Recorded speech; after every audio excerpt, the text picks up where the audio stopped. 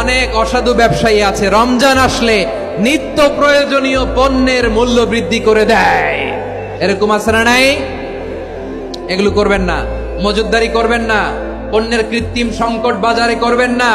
আপনি লাখ টাকা কামায়া ভাবছেন যে রোজাদারদের কষ্ট দিয়ে ধনী হবেন, এমন রোগ আল্লাহ আপনারে দিবে, কোটি টাকা দিয়েও আপনি হাসপাতালের বিল পরিশোধ করার ক্ষমতা আপনার হবে না। খবরদার। শেষ বয়সে দেখবেন কি কষ্ট আপনার হয়। আপনি রোজাদারদের কষ্ট দিচ্ছেন, আল্লাহ আপনার সুখে রাখবে? আল্লাহর দোহাই লাগে আমার ব্যবসায়ী ভাইরা এটা করবেন না। আরব বিশ্বে আমরা দেখেছি, আরব বিশ্বের ব্যবসায়ীরা সারা বছরে ব্যবসা করে, রমজানে ভর্তুকি দেয়।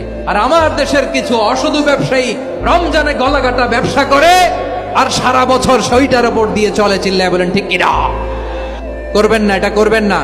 নিত্য প্রয়োজনীয় পণ্যের মূল্য বৃদ্ধি করা হারাম, পণ্যের কৃত্রিম সংকট তৈরি করা হারাম, মজুতদারি করা হারাম, রোজাদারদেরকে কষ্ট দেয়া হারাম।